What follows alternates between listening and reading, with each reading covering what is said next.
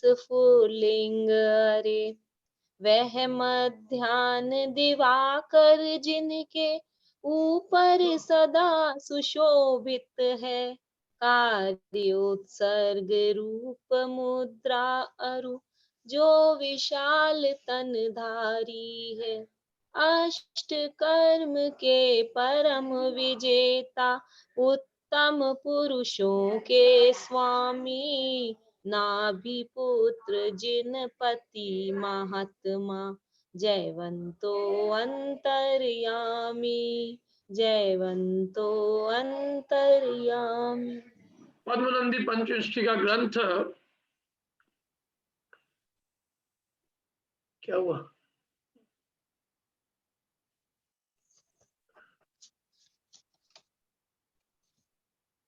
इसके 10वें अधिकार पर अपनी चर्चा चल रही है। श्लोक नंबर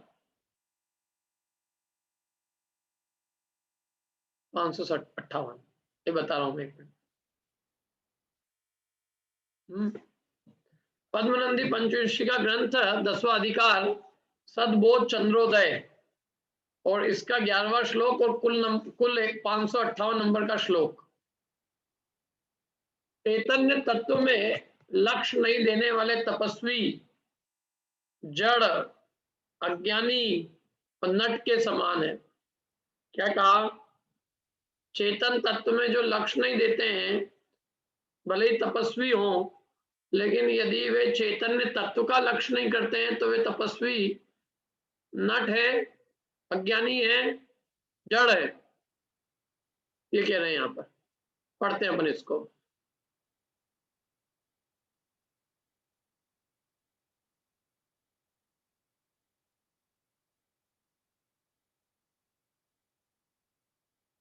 पढ़िए अनीता जी। साधु लक्ष्मण वाप्य चिन्मये यत्र सुष्ठु गहने तपस्विनः। अप्रतीति भुवमाश्रिता जड़ा भांति नाट्य गत पात्र सन्निभा।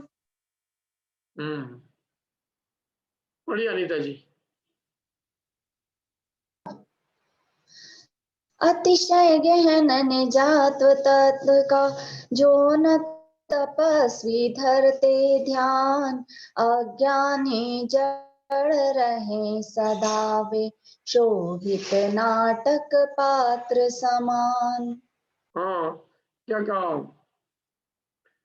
साधु अलक लक्षम अनवाप्य चिन्मये यत्र सुष्ठु गहने तपस्विना। अप्रतीति भुवम आश्रिता जड़ा भांति नाट्य गत पात्र सन्निभा।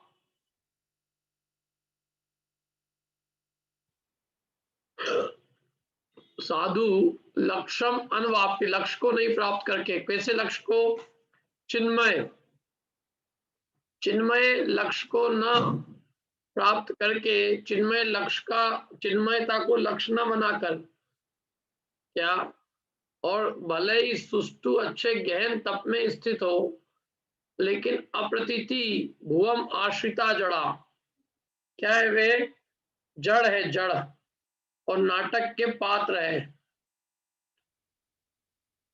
और अप्रतीति भुवम आश्रिता जड़ा माने जड़ बन रहे हैं वो, और अप्रतीति भुवम आश्रिता, अप्रतीति माने अश्रद्धान रूपी पृथ्वी के आश्रित जड़ हो रहे हैं, और भ्रांति रूपी नाटक के पात्र बन रहे हैं। कौन? किनको ये कह रहे हैं? ये उनको कह रहे हैं जो भले ही गहन तप में स्थित हो, लेकिन चिन्मय चैतन्य का लक्ष्य नहीं दे रहे हैं। जो चैतन्य का लक्ष्य नहीं कर रहे, अपने निस्वरूप, अपने चैतन्य तत्व का लक्ष्य नहीं करते, और देहाश्रित क्रियाओं के अंदर गहन रूप से, माने देह को तो खूब सुखाते हैं, लेकिन देह के सुखाने के बाद भी चेतना का लक्ष्य नहीं कर पाते। चैतन्य तत्व का लक्ष्य करने पर देह सूखती है, सुखाई नहीं जाती है। देह तो अपने आप जब आप इस बगीचे को जल दोगे तो अपने आप बाहर का बगीचा सूखेगा। आत्मा रूपी बगीचे में जल देने पर शरीर रूपी बगीचा अपने आप सूख जाता है। जब हम धर्म में लग जाते हैं तो कर्म में पानी अपने आप कम देना चालू हो जाता है। देखो, जैसे जैसे आपने धर्म की रुचि की, धार्मिक लोगों की रुचि की, तो वैसे वैसे अपने आप अपनी लौकिक लोगों से मित्रता कम हो गई कि नहीं हो गई? वो संगति कम हो गई कि नहीं हो गई? थोड़ी किटी पार्टी, उस तरह की संगति, ऐसे लोगों की संगति, थोड़ा असर पड़ा कि नहीं पड़ा? कि अभी भी वही लोग अच्छे लग रहे हैं? क्यों? भले ही अपन पहले सब कुछ करते हो, पूर्व काल में अपन ने, अब सब तरह के लोगों के शौक होते हैं क्या?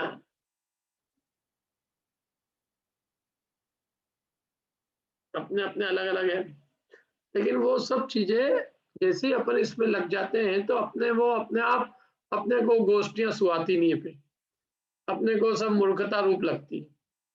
क्या अपने को कम करना नहीं पड़ती, वो कम हो ही जाती है। उन लोगों से मित्रता और उन लोगों की प्रीति कम हो जाती है। अब वो लोग अपने को जचते नहीं, वो राग द्वेष की बातें जचती नहीं है। जचती क्या? कषाय रूप बातें करना, सब महिलाएं इकट्ठी हो गई किटी में, एक दूसरे की निंदा, क्या निंदा पुराण चालू हो जाता है पद्म पुराण की जगह। किसने क्या किया, किसके घर में क्या हुआ, क्या कौन का क्या हुआ, कौन का क्या नहीं हुआ, यही सब बातें चलती करती है।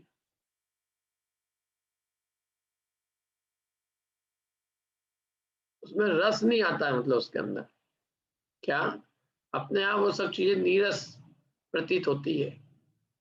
कब?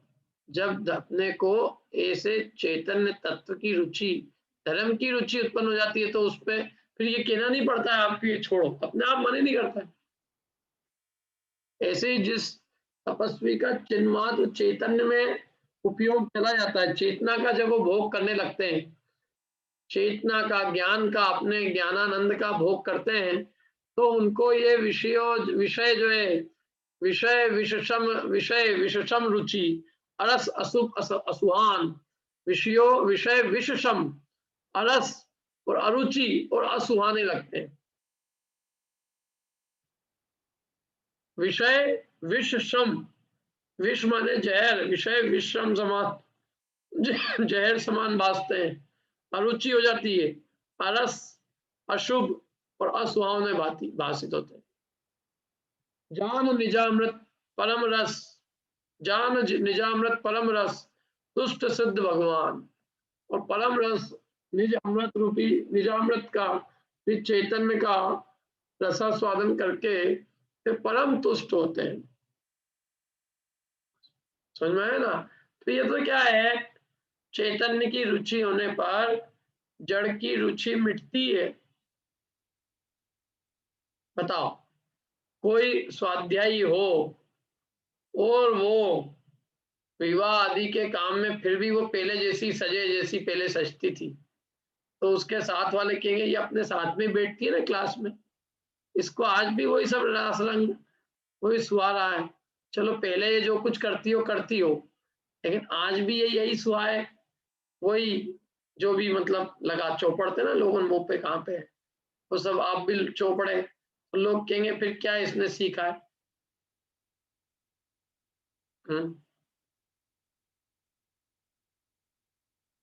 लाल किला, जैसे दीवालों पे लाल पीला काला कलर पोतते हैं ना, ऐसे लोगों ने अपने ऊपर कलर पोत लेते हैं और ये समझते हैं हमने बहुत बड़ा काम किया है कलर पोत के। क्या एशियन पेंट्स, क्या नेरोलैक का, बोल मत देना किसी को, नहीं तो कहेगा क्या है, डिस्टेम्पर कलर है कि कौन सा कलर है, जो सा भी है। तो वो जो है वो सब रुचि मिट जाती है। देखो ये क्या है, अपने आप दुख रूपता भासती है उनमें, उनमें कुछ नीरसता भासती है। जब नीरसता भासती है तो रुचि नहीं होती।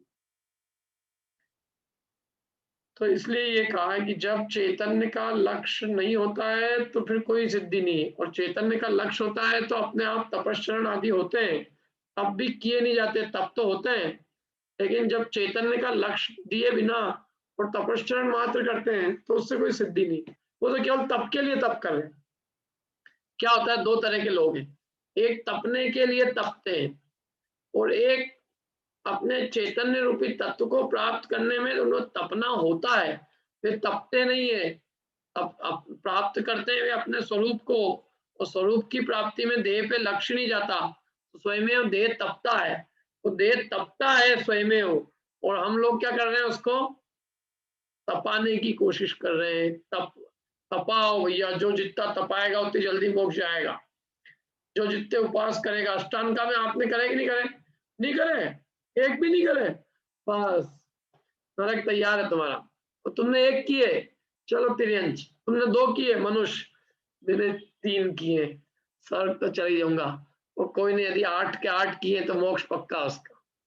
मैंने हम देह के आश्रित जो क्रियाएं हैं वही को मुक्ति का कारण मान के और उसी से नाप करते हैं हम। क्या कौन धर्मात्मा बड़ा, जिनने उपास ज्यादा किए, कौन धर्मात्मा छोटा, जाने उपास कम किए।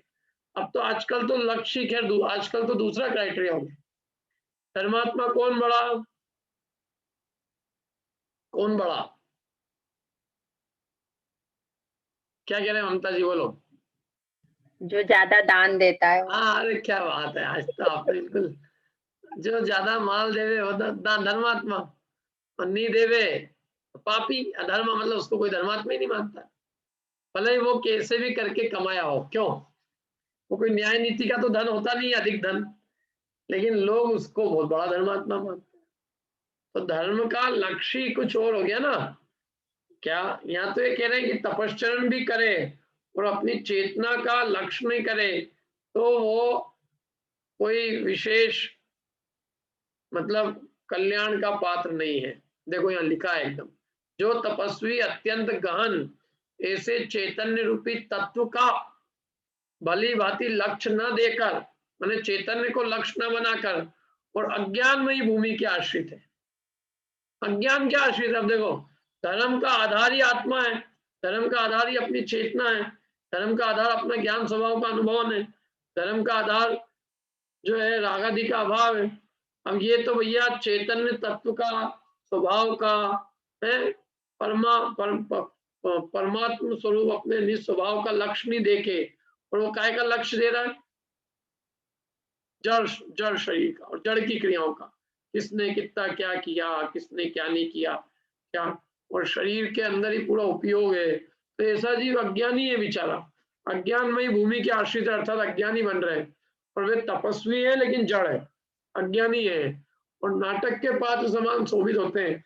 जैसे नाटक के अंदर लोग पात्र बनते हैं ना अलग अलग, अभी ये पात्र धारण कर लिया, फिर ये धारण कर लिया, फिर ये धारण कर लिया, ऐसे और पात्र धारण करके और अपने को उस रूप अनुभव करने लग जाए कोई कि मैं यही हो गया हूं, तो अज्ञानी है। ऐसे ही ये नाटक के है तो पात्र, जैसे कभी किसी ने तपस्वी का पात्र किया, किसी ने अव्रति का पात्र किया, किसी ने यति का, किसी ने श्रावक का, किसी ने पंडित का, ये सब पात्र है, ये सब नाटक के पात्र है, ये वास्तविकता नहीं है।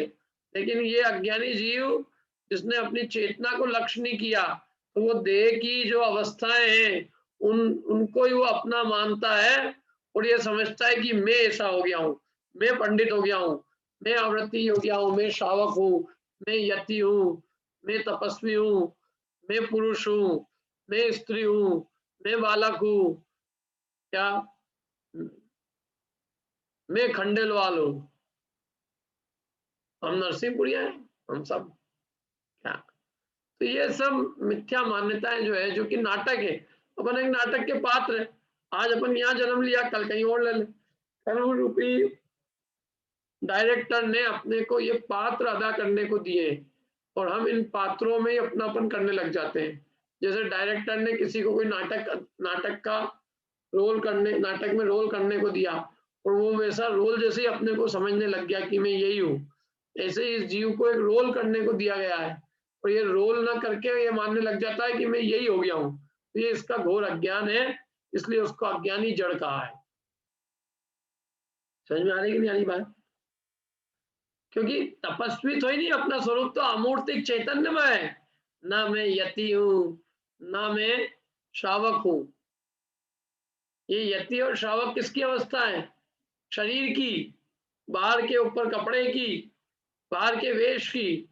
आत्मा का रूप कहाँ है इसमें? आत्मा तो न यति होता है न श्रावक होता है। आत्मा तो अमूर्ति का रस अरूप अगंध ज्ञानानंद का पिंड है, एक समान है। जो अपने को इन पर्याय मात्र गिनता है वो नाटक के पात्र समान अपने को अनुभवता है। ये कहा है यहाँ पे। देखो भावार्थ पढ़ता हूं मैं भी, आप लोग पढ़ेंगे? पढ़िए ज्ञानेश जी, भावार्थ पढ़िए।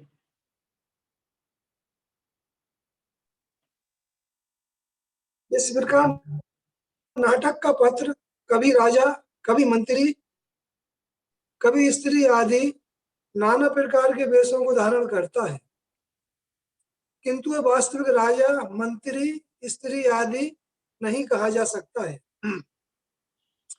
उसी प्रकार तपस्वी वेश धारण कर जो तपस्वी चैतन्य रूपी तत्व की ओर अपना लक्ष्य नहीं देते, वे तपस्वी कहलाने योग्य नहीं है, वे जड़ हैं। इसलिए तपस्वियों को चैतन्य रूपी तत्व पर अवश्य लक्ष्य देना चाहिए। हाँ, चेतना पे लक्ष्य देना चाहिए। धर्म तो कितना उत्कृष्ट है। देखो धर्म का तो तत्व ही अलौकिक है, परम आनंद, चैतन्य के आनंद का रसा स्वादन करने रूप है। हम क्या वस्तु है? ये तो वेश है सारे। मैं न यति हूं, न मैं श्रावक हूं, न मैं प्रकाश हूं, न मैं अन्य कुछ रूप हूं। क्या ये सब पुद्गल के वेश, इनसे नाई हमारो लेश। ऐसी स्थिति होनी चाहिए। अभी तो जरा जरा से उसमें लोगों में मान सम्मान हो जाएगा, ये हो जाएगा, हमारा वो हो जाएगा, हमारी ख्याति का क्या होगा, पूजा का। अरे क्या तुम सब पागल जैसे लग रहे। धर्म का तत्व तो कुछ और ही है। धर्म तो ऐसा अद्भुत आनंद रूप है, उसमें क्या बताओ, उसमें तो आनंद भोगने की चीज है। उसमें क्या ये सब रूप और ये सब मान सम्मान और बड़प्पन छोटापन, ये सब कुछ नहीं है उसमें। धर्म तो आनंद भोगने के लिए है कि आप अपने आप को चेतना ज्ञानानंद स्वभावी अनुभव करो, अपने को चैतन्य रूप अनुभव। क्या ये जितने वेश है, ये सारे वेश वास्तविक नहीं है। ये क्या ये नाटक के पात्र है? कभी क्या कभी क्या कभी क्या बन जाते हैं, लेकिन वो वास्तविक नहीं हो जाते हैं। बताओ, मैंने मोदी जी का पार्ट अदा कर लिया कोई मूवी में, तो क्या मोदी जी हो जाऊंगा? जैसे ही मूवी से बाहर निकला, जैसे ही मैंने एक्टिंग की और बाहर आते ही क्या, और मैं एकदम ऐसा ऐसा अपने आप को मानने लग गया कि जैसे मैं प्रधानमंत्री हो गया और मैं वैसके जैसा बिहेव करने लग जाऊंगा, तो क्या होगा? घर वाले 2 मिनट में उतार दे। घर वाली तो छोड़ो, बाहर वाले ही उतार देंगे। कपड़े उतार, मोदी कपड़े उतारते रहे पहले तो। हाँ, अब बता, अब तो क्या है क्या? क्योंकि ये जब तक कपड़े नहीं उतरते ना, तब तक एक भ्रांति सी उत्पन्न हो जाती है, हम तो यही हो गए हैं, मैं यही हो गया हूँ। मतलब क्या है, ये जो वेश ना, वेश का ये जो जीव है, ये अपने आप क्या होता है, कभी कभी जैसा अपन वेश बनाते हैं ना, तो जैसी एक्टिंग करते हैं, तो एक्टिंग करते करते करते आदमी को ऐसा लगने लग जाता है जैसे कोई मैं वही हो गया हूँ। और एक्टर वही असली होता है जो एक्टिंग में पूरा डूब जाए, वही एक्टर असली एक्टर है। जो पूरा डूबे नहीं, वो का असली एक्टर। तो अब क्या है, वो एक्टिंग में इतना डूब गया कि अपने को वैसे ही अनुभव करने लग गया। ऐसे ही हम जो है एक्ट करते करते करते ऐसे अपने आप को मानने लग गए कि हम यही है। हम जो है जैसे कोई राजा ही है, या हम मंत्री है, कोई स्त्री है तो कोई पुरुष है, तो कोई बालक है, कोई युवा है, कोई वृद्ध है। क्या है ये सब? अच्छा दूसरी बात, मैं वृद्ध हो गया तो इसमें मैं क्या करूं? भाई मैं पहले जन्मा तो वृद्ध हो गया। वृद्ध होने में मेरा क्या अपराध है? भाई मेरा कभी जन्म हुआ, समझ लो मेरा पहले जन्म हो गया तेरे से, तो तू वृद्ध नहीं हुआ और मैं पहले आ गया यहाँ पे, मैं वृद्ध कहलाने लग गया। अब इसमें कोई अपराध वाली बात तो कोई है नहीं। बुढ़ा, तो मैंने कहा बहुत ही अच्छी बात है, भाई बुढ़े तो हो ही रहे हम, बुढ़ा इसमें क्या बुरा कहा है? इसमें क्या? दादाजी। मैंने कहा तू दादाजी नहीं यूं बोल, पढ़ दादाजी, तेरे दादाजी के भी दादाजी है। बुरा क्या है? मेरी दादाजी के तो बुरा क्या है, ताऊ जी के तो बुरा क्या है, अंकल जी के, दादी जी के तो क्या बुरा है उससे? लेकिन नहीं, अरे साहब झगड़ा हो जाए इस बात पे क्या? किसी को आप के तो देख लो, अरे स्क्रीन का नहीं क्या, किसी को के देख लो आप आज की तारीख, किसी अपने से छोटी लड़की को आंटी के दो,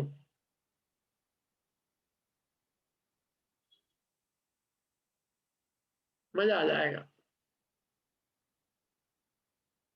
क्या? अलग ही, एक अलग ही रसास्वादन हो जाएगा आपको बिल्कुल। कितनी अहम बुद्धि है उस पर्याय में, कितनी अहम बुद्धि। अच्छा किसी ने बोला ही है ना, बोलने से तो हो नहीं गए। मेरे को समझ लो कोई सड़क पे किसी ने दादाजी बोल दिया, मैं दादाजी हो जाऊंगा है? जब अपने को मालूम है कि अपन अभी ये हुए ही नहीं है तो अपन के किसी के बोलने से क्या होगा? लेकिन लोगों को नहीं, ऐसा कैसे बोल दिया उन्होंने, जरूर मेरे चेहरे पे कुछ दिक्कत है, आज ही मेरे को फेयर एंड लवली खरीद के लाना पड़ेगी। नाम चेंज हो गया, मैंने तो सुना आजकल उसका। खैर, तो जिस प्रकार नाटक का पात्र कभी राजा, कभी मंत्री, कभी स्त्री आदि नाना प्रकार के वेशों को धारण करता है, किंतु वास्तविक राजा मंत्री स्त्री नहीं कहा जा सकता। उसी प्रकार तपस्वी वेश धारण करके मैं तपस्वी हो गया, बहुत बड़ा तपस्वी हो गया, मैं तप शिरोमणि। जो तपस्वी चैतन्य रूपी तत्व की और अपना लक्ष्य नहीं देते, देखो कितना उत्कृष्ट पद प्राप्त किया और उत्कृष्ट से उत्कृष्ट देह आश्रित तप भी किए, खूब कठोर तपा, लेकिन बस इतना सा लक्ष्य नहीं दिया। धर्म का लक्ष्य चेतना की अनुभूति है, चैतन्य की साधना है, ये लक्ष्य नहीं दिया, चैतन्य आत्मा की ओर लक्ष्य नहीं दिया, तो वे तपस्वी कहलाने योग्य नहीं है। ये कह रहे हैं जिसका आत्मा पे लक्ष्य नहीं है वो तपस्वी कहलाने योग्य नहीं है, वे तो जड़ है, जड़ बुद्धि है, चेतना की रुचि नहीं है माने जड़ है। इसलिए तपस्वियों को चैतन्य रूपी तत्व पर अवश्य लक्ष्य देना चाहिए। क्या? तपस्वियों को अपने निजात्म स्वरूप की आराधना पे, चैतन्य तत्व पे लक्ष्य देना चाहिए, तो उनका वो तपस्वी बना सार्थक होगा। यदि चेतना की उन्होंने सिद्धि, चेतना की आराधना नहीं की तो मुनि बन के भी क्या किया? मुनि बने इसीलिए थे, तपस्वी बने इसीलिए थे कि अपने निज स्वरूप की, अपने आत्मा की आराधना करेंगे, और आत्मा पे लक्ष्य नहीं हुआ, आत्मा की आराधना नहीं हुई, तो वो तपस्वी बन के और सारी मेहनत करके भी सिद्धि नहीं होगी, आत्म सिद्धि नहीं होगी। आत्म सिद्धि करने के लिए अपने निज चैतन्य आत्मा की आराधना का लक्ष्य रखो कि मुझे अपनी आत्मा आराधना करना है, आत्मा की अनुभूति, आत्मा की सिद्धि, आत्म स्वरूप में स्थिरता, क्या आत्मा का रसास्वादन, चैतन्य का रसास्वादन करना है। बस एक चैतन्य की रुचि, चैतन्य का ही प्रेम और चेतना में स्थिरता करनी है, जो घर गृहस्थी में संभव नहीं था। हम जंगल में यहाँ इसीलिए आए कि हम अपने एकांत में अपनी ज्ञान निधि को भोगेंगे, उस पर लक्ष्य करे तो अपने आनंद उठाए। वो वास्तव में उस मुनि दशा में निर्भर होके और अपनी चेतना का अनुभव करके अल्पकाल में निर्वाण को प्राप्त कर ले, और नहीं तो उसको आम चढ़ जाए, हम इतने बड़े तपस्वी हैं और हमको ये नहीं किया, हमको वो नहीं पूछा, हमको ये नहीं किया, तो मतलब वही पर्याय में आम बुद्धि करके वो दुखी का दुखी बना रहा। किसी ने पैसे वाला अपने को मान के और दुख का अनुभव किया है, पर्याय रूप अनुभव करके मैंने उस जन्य भ्रांति को अनुभव है कि मैं पैसे वाला हूँ, सेठ हूँ, और कोई ने ये भ्रांति अनुभव है कि मैं तपस्वी हूँ, कोई को ये भ्रांति है कि मैं पंडित हूँ। ये सब भ्रांति में, जो अपने को आत्मा नहीं मानते हैं, सब भ्रांति में। समझ में आ रहा है क्या कहा? जो अपने को आत्म स्वरूप अनुभवते नहीं है, ये सब भ्रांति में जी रहे हैं। अब आगे क्या कह रहे हैं देखो, अंधे व्यक्ति द्वारा हाथी को स्पर्श करके जानना व्यर्थ है। अंधा व्यक्ति यदि हाथी को टच करके जाने तो वो जान नहीं पाएगा। हाथी को टच करके अंधे के द्वारा जानना सिद्ध नहीं होगा। हाथी को जानना है तो उसको, जो हाथी को देखने वाले हैं उनकी संगति में, मतलब जिनकी आंखें हैं उनकी सन्निधि में उसको आंखों का हाथी का ज्ञान करना होगा। अकेले वो केवल छू के सोचेगा कि मैं हाथी जान लूंगा तो उसका एक पुरुषार्थ व्यर्थ जाएगा। अंधे व्यक्ति द्वारा हाथी को स्पर्श करके जानना व्यर्थ है।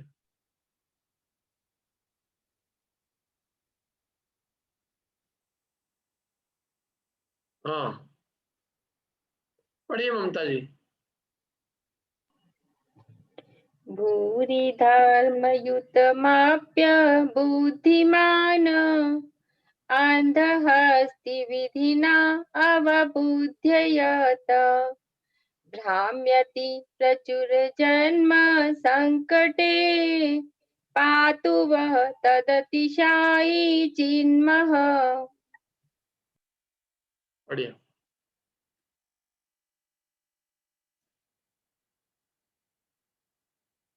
है कि भी पढ़ने वाला?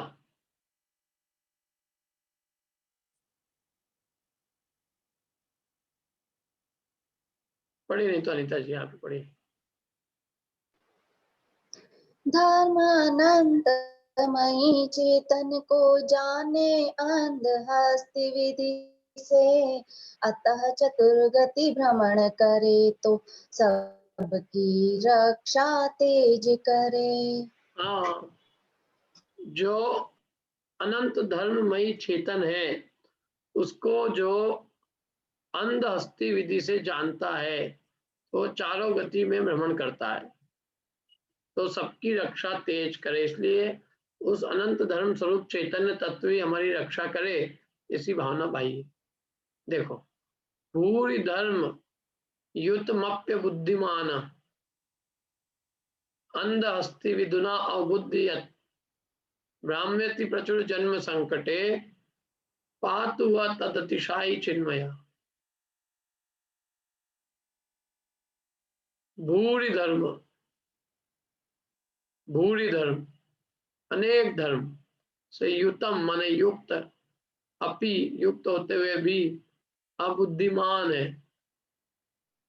अनेक धर्मों से युक्त होकर भी अबुद्धिमान अंध हस्ति विधिना अवबुद्धियत अंध हस्ति की विधि के द्वारा जो जानता है तो भ्रामति प्रचुर जन्म संकटे, वो प्रचुर जन्म संकट में भ्रमण करता है।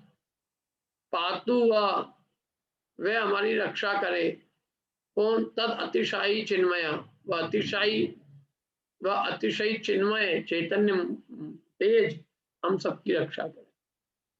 देखो अर्थ पढ़ते हैं अपने से।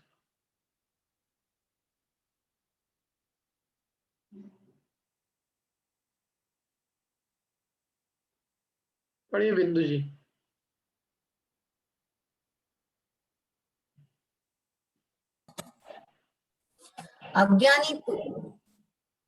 अज्ञानी पुरुष अंध हस्ती न्याय के समान अनेक धर्मों से सहित चैतन्य तत्व को जानकर भी अनेक जन्म संकटों में भ्रमण करता है। ऐसा वे अत्यंत अतिशय का भंडार चैतन्य रूपी तेज हमारी रक्षा करें। क्या कह रहे? देखो, अज्ञानी पुरुष अंध हस्ती न्याय, अंध हस्ती न्याय क्या है मालूम है? अंध हस्ती न्याय किसको मालूम है? जरा हाथ खड़ा करना। अंध हस्ती न्याय, हाँ 4 जने के हाथ खड़े, 5 6 7 8 9 10 जनों के हाथ खड़े हुए।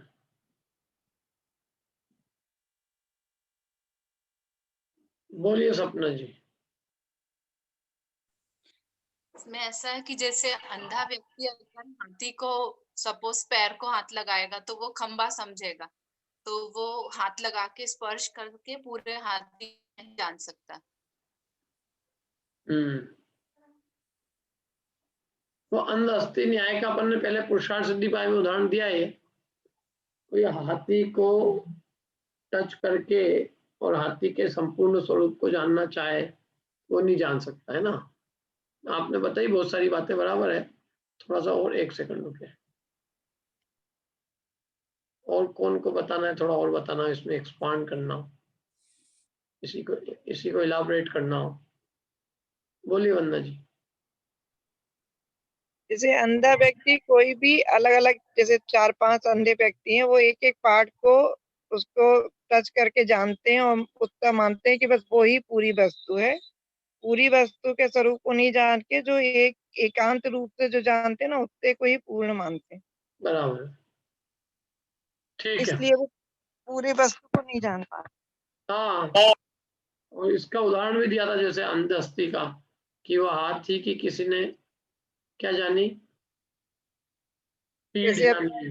हाँ, किसी ने हाथी का पांव पकड़ के कहा कि हाथी कैसा है, खंबे जैसा, हाँ। किसी ने पूंछ पकड़ के क्या कहा, रस्सी जैसा। रस्सी जैसा है। जैसे कोई कान पकड़ के कहता है कि सुपड़े जैसा है।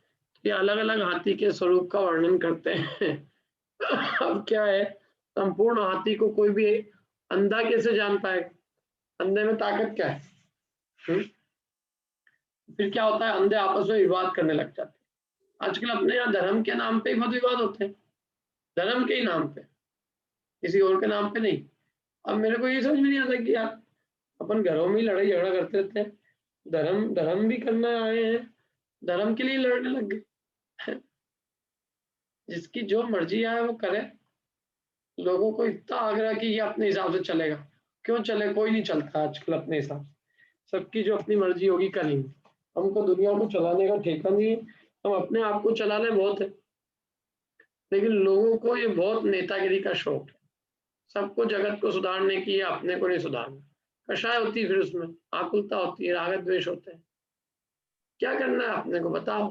दुनिया के हिसाब से चलेगी। परस्पर एक पक्ष का और एक इतना आग्रह है कि मतलब धर्म में जितनी झगड़े दिखते हैं, मेरे को तो ऐसा लगता है कि क्या हो रहा है ये, और समझते कुछ है नहीं, समझना किसी को है ही नहीं। तो क्या मतलब, ये सब अंधों से विवाद करोगे तो क्या होगा, वो आपको पीठ मारेंगे। क्या हाथी तो ऐसे ही है, तेरे को नहीं दिख रहा होगा। वो कहेंगे कि आंख वाले की ये जो कह रहा ना कि मैं अंधा नहीं हूँ, इसकी जरूर आंख खराब हो रही है। सारे पागल मिलके एक समझदार को पागल खाने में कहते हैं कि ये पागल है, हम सब तो अब अच्छे ही है। ऐसे सारे अज्ञानी मिलके जगत के अंदर जिनेंद्र भगवान के धर्म को जो है सीधे सीधे उसके सिद्धांतों पे आक्षेप करते, जानते कछु है ही नहीं। तो ये हस्ती न्याय है, हाथी का न्याय, अंध हस्ती न्याय। अज्ञानी पुरुष अंध हस्ती न्याय के समान। अब अनेक धर्म है चैतन्य में, अनेक धर्मों से सहित उस चैतन्य तत्व को जानकर भी वे संसार में अनेक जन्म संकटों में भ्रमण करता है। क्यों करता है?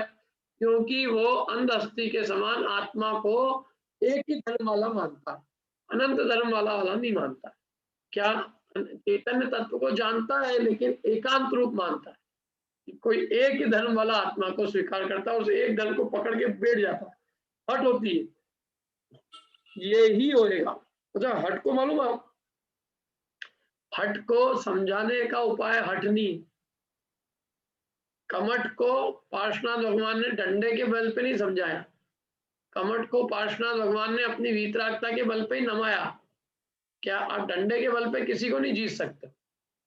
आपको जीतना है तो अपनी क्षमा, अपनी वीतरागता के गुणों से जीतो। दादागिरी से कोई जीतने कोई जीत नहीं है, वो हार है एक तरह से। क्या अपने अंदर में इतनी उदात्तता, पवित्रता हो, इतनी महानता हो कि हमारी महानता से झुक जाए आदमी। वो क्यों झुकाना है, मैं तो कहता हूँ झुके क्या, वो भी अपने आत्म स्वरूप को अनुभवे, तत्व को समझे, वस्तु स्वरूप को समझ के सुखी हो। क्या, और तत्व को समझ पे जो महिमा आती है ना सामने वाले की, वो उससे आदमी को अंदर में बहुमान आता है। बाकी आप ये जो दुनिया भर के नाटक है, इनसे कुछ नहीं है। ये सब टेम्पररी अपने स्वार्थ की वजह से हैं। स्वार्थ के अंदर अपने अधिक पुण्य का उदय होगा तो हजारों की भीड़ लग जाएगी, लेकिन उसमें कोई भी अपना सच्चा भगत नहीं मिलेगा। और एक भी यदि आदमी तत्व को समझेगा तो वो सच्चा भगत रहेगा, क्योंकि वो तत्व से जुड़ा है। उसने उस भगवान जिनेंद्र की वाणी को अनुभव करके सुख भोगा है, उसको उसका श्रद्धान हुआ है, तो वो हिलेगा नहीं। और ये तो क्या है, सब पुण्य के साथी है, पुण्य गया सब निकल जाएंगे एक झटके में। तो ये धर्म तो अनंत धर्म है वस्तु में, लेकिन अंधा आदमी जैसे एक ही धर्म को वस्तु में मान के और उसके लिए लड़ने को तैयार हो जाता है, ऐसे अज्ञानी लोग भी वस्तु में एक ही धर्म की कल्पना करके कि बस वस्तु इतनी है, और वे क्या करते हैं, विवाद करते हैं और अनेक जन्म संकटों में भ्रमण करते हैं। तो ऐसा जो तेज तो अद्भुत है, आत्मा में धर्म तो अनंत है, अनंत गुण है, तो ऐसा वो चैतन्य तेज हमारी रक्षा करे, इसमें अनंत धर्म है।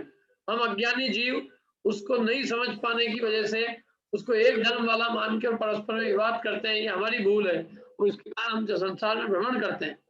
लेकिन वास्तव में तो वो चैतन्य तेज अनंत धर्मों से युक्त और अनंत गुणवान महिमावान है।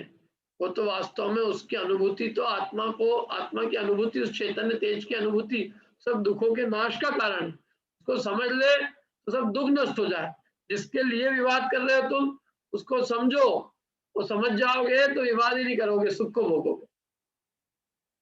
देखो अर्थ भावार्थ पढ़ते हैं।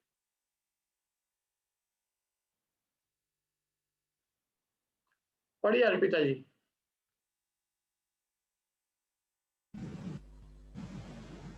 भावार्थ, जिस प्रकार आंखों के न होने के कारण अंधा व्यक्ति हाथी के समस्त स्वरूप को नहीं देख सकता, इसीलिए हाथी के समस्त स्वरूप को अज्ञानी अंधे व्यक्ति द्वारा बतलाया जाना प्रमाणभूत नहीं माना जाता।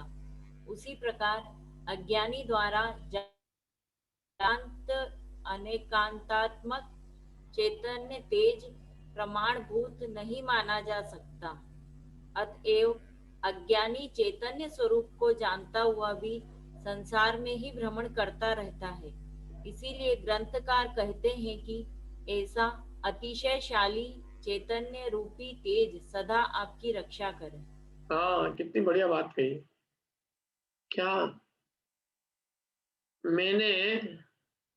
मैंने क्या किया, मैंने अपना निर्णय अंधों से करवाया।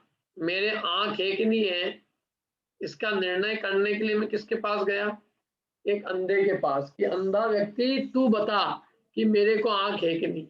अब बताओ, जाके खुद की आंख नहीं है वो क्या बताएगा। अभी क्या है, धर्म का स्वरूप किसके द्वारा बताया जाने पर हम प्रमाणीभूत मानते हैं, जिसको खुद को ही नहीं मालूम। और वो जो है जिसको स्वयं को धर्म का स्वरूप नहीं मालूम है, वो धर्म में प्रमाणीभूत हो जाए, माने आगम का अभ्यास नहीं, भगवान जिनेन्द्र के द्वारा कहे गए तत्व का वस्तु स्वरूप की खबर नहीं, और वो उसमें प्रमाण माना जाए, निर्णय उसके आधार पे हो। क्या धर्म की कोई भी बात का निर्णय कैसे होना चाहिए, आगम के आधार से। जिनने आगम नहीं पढ़ा है वो धर्म के फैसले लेने के अधिकारी क्या है? मैंने कहा कि साहब कह रहे तूने किससे दिखाया अपने आप को, किस डॉक्टर को दिखाया, कि एक कंपाउंडर आता था मेरे से, वही वो कहता भी था, उससे बात होती थी कि मेरी कहीं नौकरी नहीं लगी क्योंकि मैं पढ़ा लिखा नहीं था, मैंने वही कंपाउंडरी कर ली, और उसने बताया मेरे को कि मेरे को तो कोविड हो गया है, तो मैं 15 दिन से अस्पताल में 15 दिन से अपने घर में वो हो गया हूँ, क्या क्वारंटाइन। किसके कहने पे क्वारंटाइन हो गए, क्यों, किसके कहने पे क्वारंटाइन हो गए? जिसका बतलाया जाना प्रमाणीभूत नहीं है। प्रमाणीभूत व्यक्ति की बात को प्रमाण माने कि चाहे जिसके व्यक्ति की बात को प्रमाण मान ले। जिनके आगम का अभ्यास नहीं, ग्रंथों का अभ्यास नहीं, तत्व का कोई विचार नहीं, तत्व का स्वरूप नहीं पढ़ा, वे हमारे नेता हैं आजकल। वे धर्म का निर्णय करके हमको बताएंगे कि धर्म क्या करना चाहिए आपको, है? जिनके खुद के ठिकाने नहीं है वे दूसरे के धर्म का निर्णय क्या करेंगे? उसको अधिकार क्या है उसके, और उसकी बतलाई हुई बात की प्रामाणिकता क्या? जाने 1 घंटा रोज स्वाध्याय नहीं करे, कभी मंदिर नहीं जाए, कभी पूजन नहीं करे, कभी जिनवानी खोल के नहीं देखे, वो हमारा अधिकारी हो गया है? क्यों ज्ञानेश जी, क्या कह रहे हैं?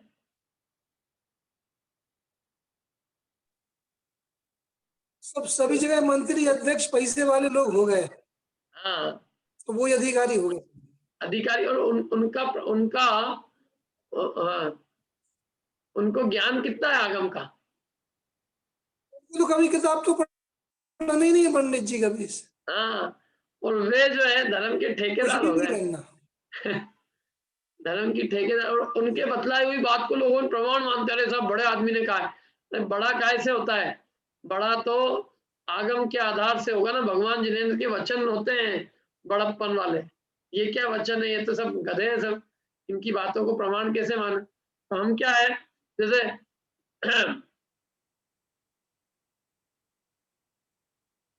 हम जो है अज्ञानियों की बातों को प्रमाण माने तो हमसे बड़ा मूर्ख कौन होगा?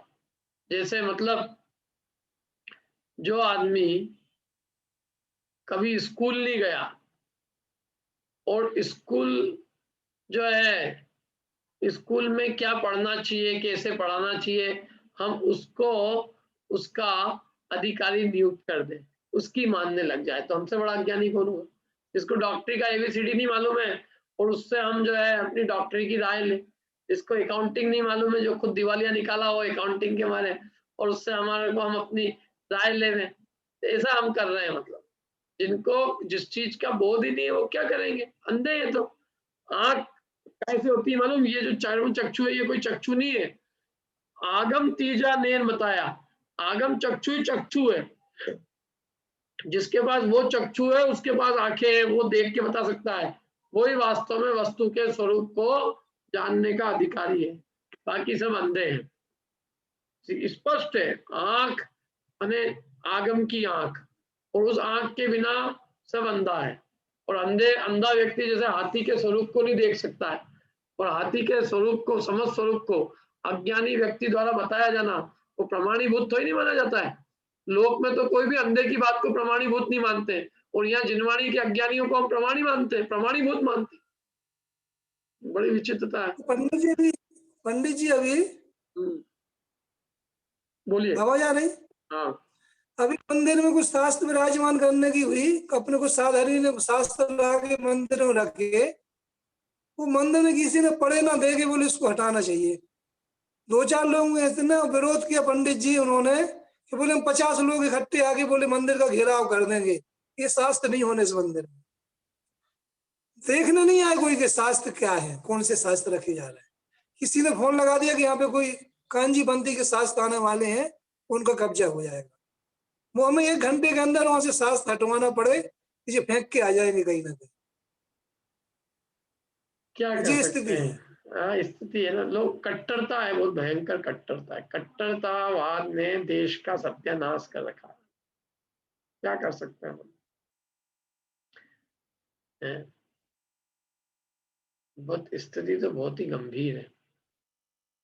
आजकल लोग समझना नहीं चाहते। मालूम, मीटिंगें जो होती है ना, मीटिंगों में निर्णय पहले ही हो जाते हैं। लोग अब ये समझते हैं कि हमने सब समझ रखा है और अब हमें समझाना है। कोई को समझना नहीं, सबने धर्म प्राप्त कर लिया है। इतने सारे तीर्थंकर दिखते हैं मेरे को, तो कभी कभी मुझे लगता है यार, हिंदुस्तान में इतने तीर्थंकर है तो अपन वापिस अमेरिका ही चलते हैं, वहां कोई भी तीर्थंकर नहीं। यहाँ तो इतने सारे धर्मात्मा ठेकेदार है, वहां कोई भी नहीं था क्या? वहां तो बेचारे लोग कहते थे अरे हम कुछ जानते ही नहीं है, आप बता दो। और यहाँ तो कहते हैं आप हमसे सुन लो, हम बता रहे हैं ना आपको धर्म क्या है, आप हमसे सुनो समझो। हम बता रहे हैं धर्म का, हमको पूरा ज्ञान है और आप धर्म सुनो। क्या तो भाई सही बात है, अपन यहाँ पे सुनने आए इतने गली गली में, मेरे को तो यहाँ पे गली गली में ज्ञानी मिलते हैं, यहाँ पे हर जगह जगह। और जिनने कुछ पढ़ा नहीं है वे सब ज्ञानी है, और मैं तो बिल्कुल कुछ हो ही नहीं। मैं तो खैर SC ST हूँ वैसे ही अछूत आदमी होते हैं ना जैसे, बिल्कुल। क्यों? क्योंकि ये किताब के अलावा कुछ हाथ ही नहीं लगाते। क्या करो भाई, अपन नहीं कर्म बांधे। देखो पंचम काल में पैदा होने के, इसमें अपने को ऐसे लोग मिल रहे हैं, सहयोग अपने को ऐसे ही है। क्या करें? ज्ञानेश जी, अपना भी कुछ अपराध है इसमें, दूसरों को क्या कहें।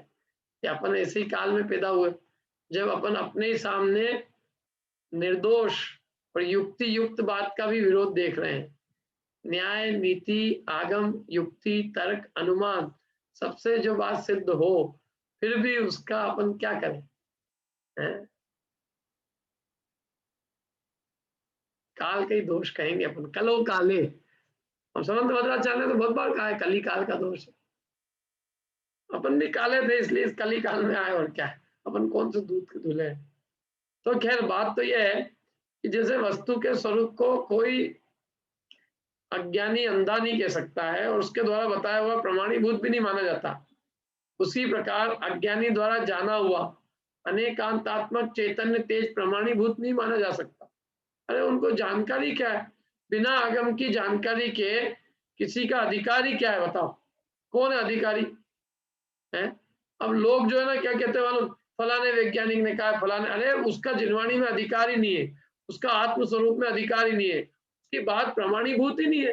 तुम उसको ले रहे हो, तुम उसका आधार दे रहे हो, उनने कही, तो वो गधा, गधे का नाम ये क्यों मेरे को, जो आदमी चौथी फेल हुआ है और उसको उसका आधार देके कह रहे हो कि साहब उन्होंने पीएचडी का पेपर बनाया, उनने आपकी कॉपी जांची है, उनने आपका निर्णय लिया है, तो वो होते कौन है हमारा निर्णय लेने वाले जिनको खुद को चौथी पास नहीं है? जो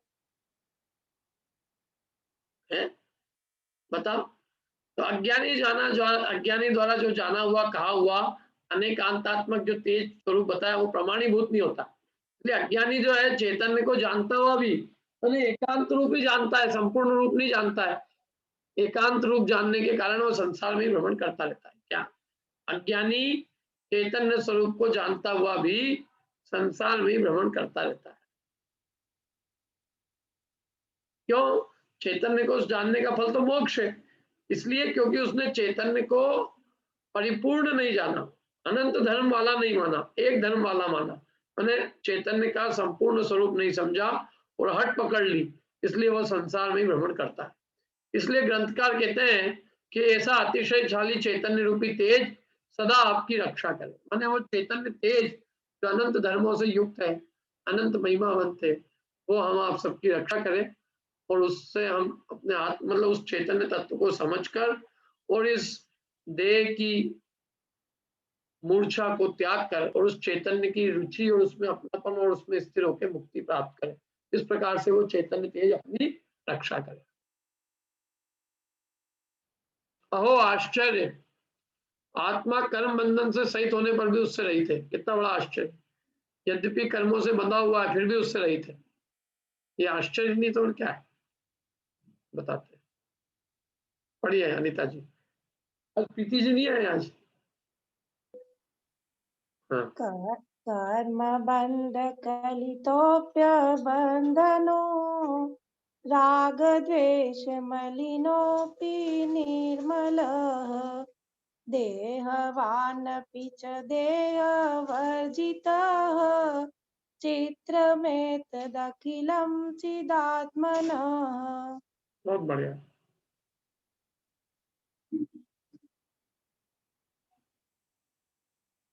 बढ़िया अनिता जी। बंधा कर्म से किंतु अबंधक राग द्वेष युत पर निर्मल देही है पर देह रहित यह आत्मस्वरूप अहो आश्चर्य। कर्म बंध कलितो अपि अबंधनो, कर्म बंध से कलित होकर भी अबंधन है। क्या? कर्म बंध से कीलित है तो भी अबंधक है, कर्मों से बंधा हुआ होकर भी अबंधक है। राग द्वेष मलिनो अपि निर्मला, राग द्वेष से मलिन होकर भी निर्मल है। देवान अपि च देह वर्जिता, देवान होते हुए भी देह से वर्जित है, रहित है। चित्रम एतत् अखिलम, चित्रम माने ऐसा आश्चर्य, एतत् अखिलम ये सब संपूर्ण आश्चर्य रूप चिदात्मना, चिदात्मक है माने चिदात्मन ऐसा आश्चर्यकारी है, अखिल रूप से चैतन्य स्वरूप ऐसा अखिल आश्चर्यकारी है। देखो पढ़ते इसका अर्थ।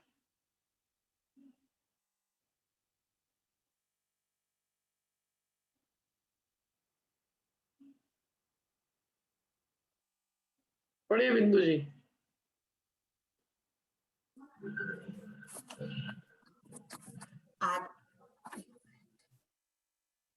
आत्मा कर्म बंधन से सहित होकर भी कर्म बंधन से रहित है, राग द्वेष से मलिन होने पर भी निर्मल है और देह सहित होने पर भी देह रहित है। इसलिए आचार्य कहते हैं कि आत्मा का स्वरूप आश्चर्यकारी है। हाँ गजब है। मतलब अब देखो कैसा दिखता है और है कैसा। कर्म बंधन से सहित दिखता है लेकिन कर्म बंधन से रहित उसका स्वरूप है।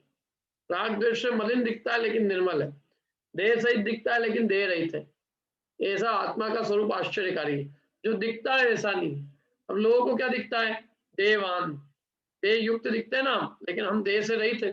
देह में बिल्कुल, देह बिल्कुल कोई वस्तु ही अलग है।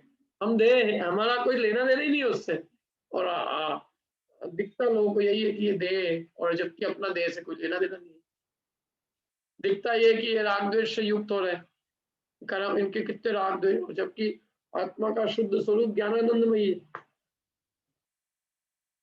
क्या राग द्वेष से युक्त आत्मा भी ज्ञानानंदमयी है?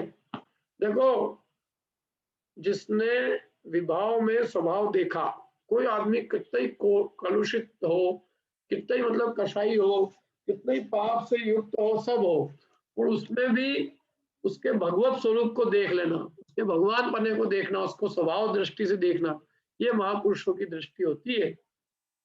यहाँ तो अपन कैसा हो रहा है, मेरे पास मत फटकना, ऐसा है, नरक जाएगा, निगोज जाएगा, हिरेन जाएगा।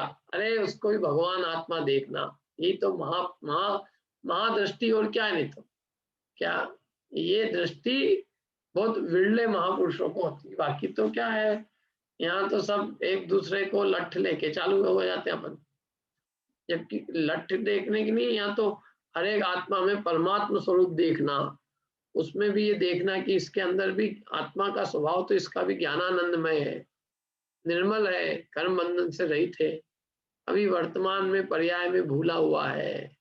क्या करे बेचारा, क्या जबरदस्ती अपनी भूला हुआ है, इसलिए भूल के कारण ये सब काम कर रहा है। हम भी भूले हुए थे कभी, हम भी भ्रम में अनेक विचित्र विचित्र काम करते थे। क्या लोगों को अपने को भूला हुआ भगवान देखना चाहिए, और ये पर्याय में भी भूला, एक समय की पर्याय में भूला हुआ है, अगले ही समय यदि अपने को पहचाने तो भगवान बन सकता है। हर आत्मा में परमात्मा बनने की शक्ति तो विद्यमान है ही। किस पे क्रोध करें और किस पे अपन जो है ये कहें कि ऐसा है, जो आज ऐसा है कल कैसा हो जाता है, नहीं होता। संसार का स्वरूप ही बड़ा विचित्र है, क्योंकि आत्मा में परमात्मा बनने की शक्ति तो सदा मौजूद है। जब जो आत्मा जिस समय पुरुषार्थ करे वो परमात्मा बन सकता है। किस पे हम क्रोध करें और किस पे हम किसको हीन माने, किसको गलत माने, स्वभाव से तो सब आत्मा परमात्मा है। जब हम सबको स्वभाव से परमात्मा देखने लग जाएंगे ना जिस दिन, तो हमको कोई भी व्यक्ति, हमें कोई अपराधी नहीं दिखे। माने हमको हम ये बात समझाने की कोशिश कर रहे हैं कि सब आत्मा परमात्मा है, और ये बात जिसको स्वीकार नहीं हो रही है, हमको वो ही दुष्ट दिख रहा है। भला मैंने हम खुद को ही नहीं समझा पाए कि सब आत्मा परमात्मा। मैंने जो ये बात नहीं मानेगा वो हम उसको काफिर की भांति जीने नहीं देंगे। अरे तुम क्या बात नहीं मानेगा कि जो सबको परमात्मा नहीं मानेगा, तो तुम खुद ही मान लो ना।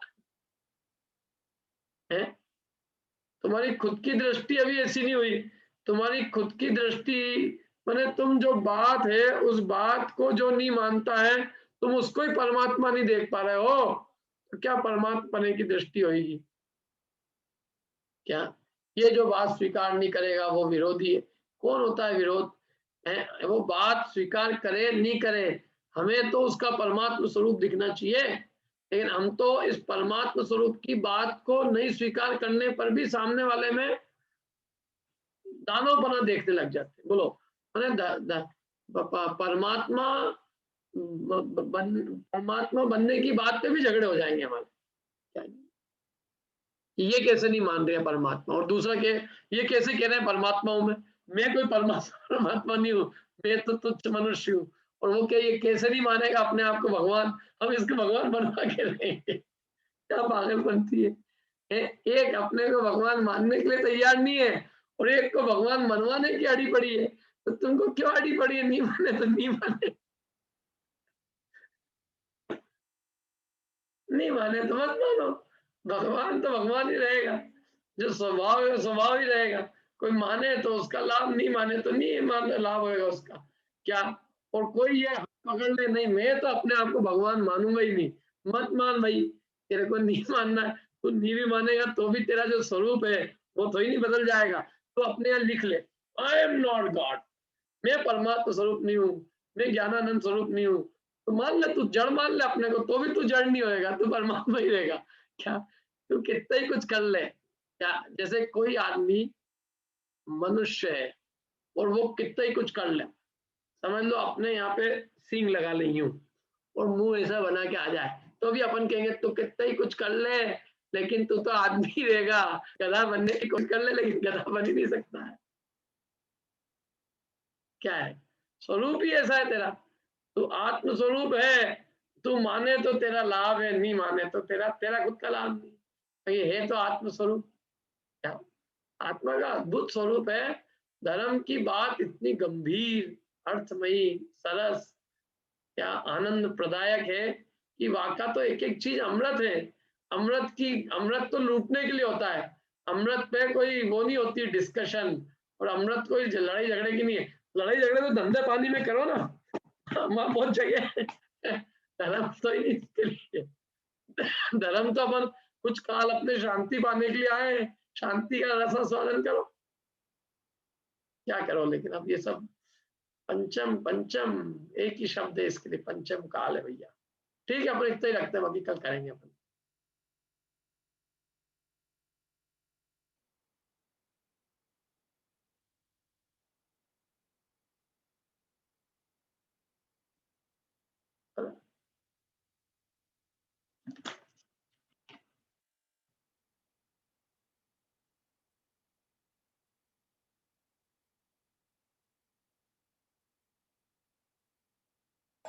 मैं कुछ